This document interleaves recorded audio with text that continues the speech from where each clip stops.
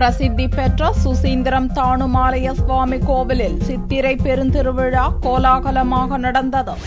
கன்னியாகுமரி மாவட்டத்தில் பிரசித்தி பெற்ற சுசீந்திரம் தானுமாலய சுவாமி கோவிலில் மும்மூர்த்திகள் ஒருங்கே அமர்ந்து பக்தர்களுக்கு அருள் பாலிக்கின்றனர். இங்கு நடைபெறும் முக்கிய திருவிழாக்களில் ஒன்றான சித்திரை தெப்ப திருவிழா கடந்த 30ஆம் தேதி கொடியேற்றத்துடன் துவங்கியது. இந்த திருவிழாவை வசந்த விழாவாக பக்தர்கள் கொண்டாடுகின்றனர்.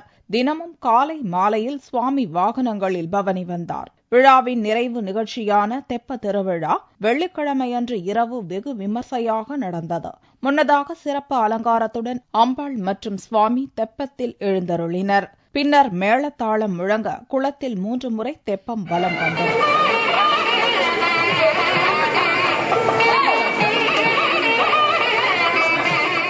சுசீந்திரம் கோயிலில் தெப்ப திருவிழா விமர்சையாக நடந்துட்டு இருக்கு. சித்திரை மாதம் திருவிழா நடந்துட்டு இருக்கு. பரணி சித்திரத்துக்கு கொடியேறி 10 நாளாக திருவிழா நடந்துட்டு இருக்கு. அம்பாளும் சுவாமியும் தெப்பத்தில் வலம் வந்துட்டு இருக்காங்க. மூணாவது ரவுண்டு வந்துட்டு இருக்காங்க. இப்போ 3ஆவது ரவுண்டு முடியல, வானவடிக்கை நடக்கும்.